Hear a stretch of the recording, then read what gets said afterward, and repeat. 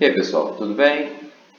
Dando continuidade à nossa disciplina de eletrônica analógica, nós vamos falar hoje do diodo emissor, ou o LED, que é o diodo que é capaz de transformar a energia elétrica, ou seja, o fluxo de corrente, em fótons, ou seja, claro, num espectro de frequência adequado para que a gente tenha emissões luminosas, tanto visuais quanto não visuais utilizadas para as telecomunicações. Então, o LED, a denominação LED vem de Light Emission Diode. E nós temos também o outro elemento conhecido como LCD, que é o Liquid Crystal Display.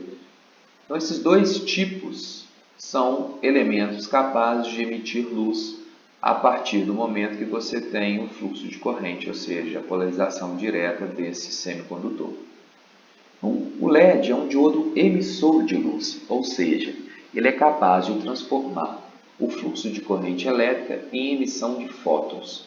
Então, ao invés dele permitir o fluxo por ele, no sentido de que ele vá ter um fluxo de corrente ou não permitir o fluxo de corrente, então ele, neste momento que ele permite o fluxo de corrente, a sua reorganização elétrica vai permitir que você tenha um arranjo elétrico dos átomos de forma que a liberação, ou seja, a liberação de energia para que os elétrons possam voltar à sua originalidade, vai precisar emitir fótons. E esses fótons vão estar presentes no espectro de frequência ou numa onda eletromagnética na faixa de frequência visual ou não, dependendo da aplicação, dependendo das características que o semicondutor vai ter.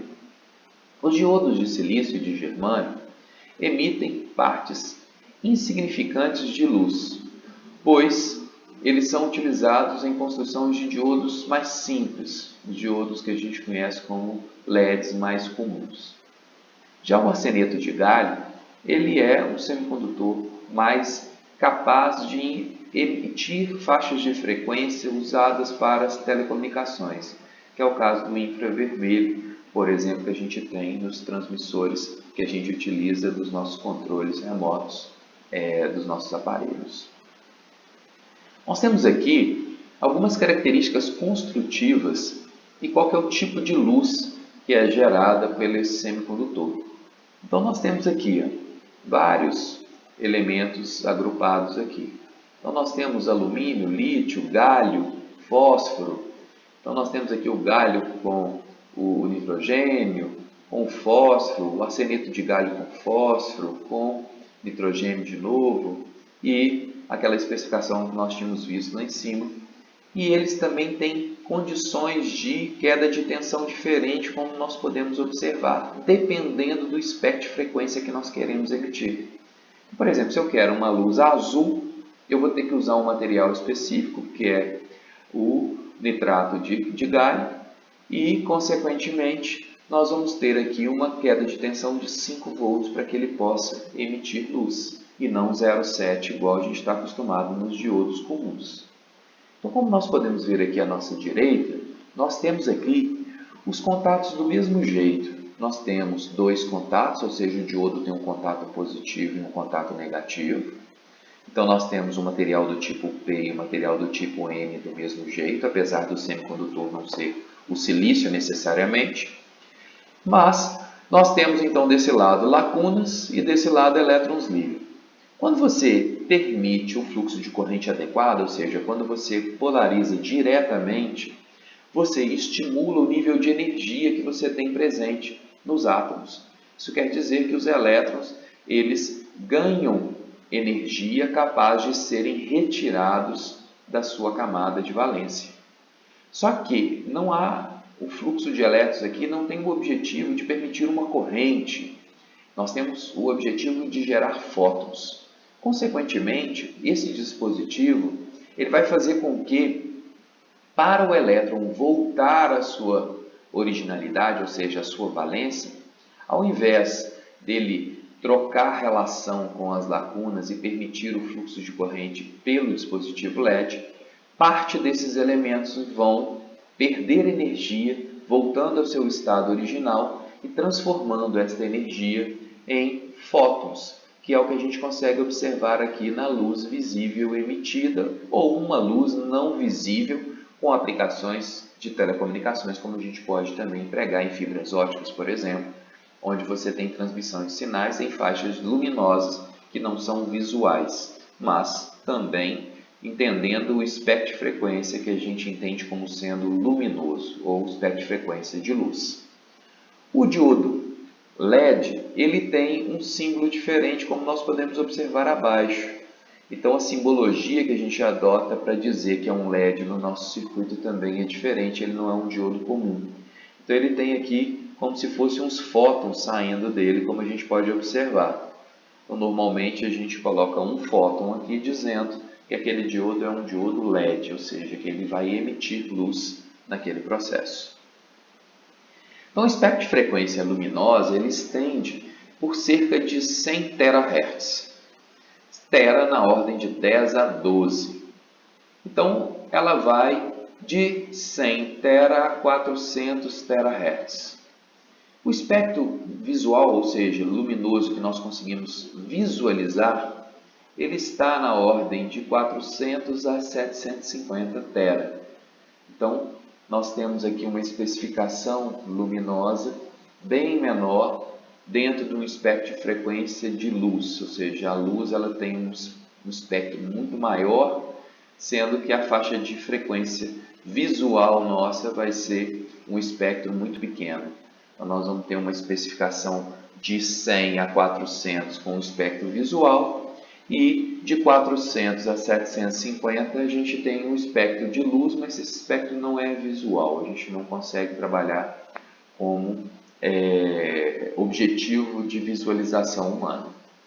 Nós vimos já em outras aulas que o comprimento de onda ele é dado pela velocidade da luz dividido pela frequência, ou seja, é inversamente proporcional ao espectro de frequência. Então, isso nos diz o seguinte, quanto maior a frequência, menor o comprimento de uma onda. Então, a especificação aqui vai nos dar a possibilidade de identificar as faixas luminosas. Como podemos ver aqui neste exercício, ele está pedindo para a gente determinar a faixa de comprimento de onda visível, que é de 400 tera a 750 terahertz. Então, ele quer saber quais são os comprimentos de onda. De forma simples, nós vamos pegar essa formulação que nós vimos aqui no slide anterior. Então, o comprimento de onda é dado por C dividido por F, onde F é 400 terahertz, A 750. Então, nós vamos calcular uma vez para 400 e uma vez para 750. C, que é a velocidade da luz, é 3 vezes 10 a 8 metros por segundo. Ou seja, então eu tenho uma especificação que é de 3 vezes 10 a 8 dividido por 400, nós vamos chegar a um número. Da mesma forma, 3 vezes 10 a 8 dividido por 750, nós vamos chegar a outro número. Esses dois números pressupõem o comprimento de onda que nós temos, a área visual.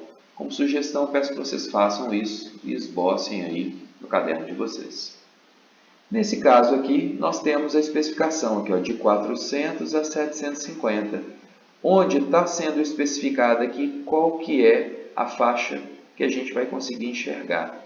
Então, mais ou menos aqui, próximo de 500 nanômetros de comprimento de onda, ou na ordem especificada aqui, nós teremos a luz azul.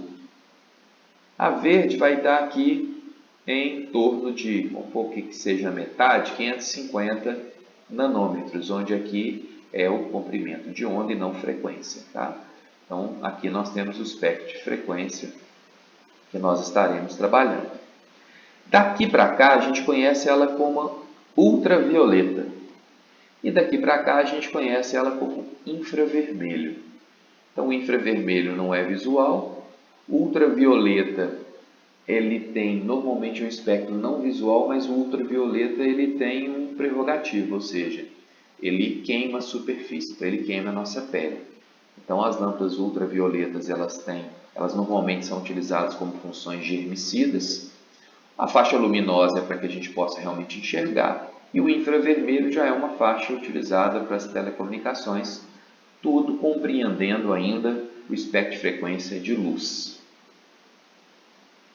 Então a intensidade do LED ele vai aumentar com a corrente direta, ou seja, se você vai especificando uma corrente maior, então o LED vai ter uma especificação maior também do circuito. Então isso quer dizer que a gente pode controlar a corrente para que a gente possa controlar a intensidade de brilho, ou seja, a quantidade de emissão de fótons que a gente vai ter.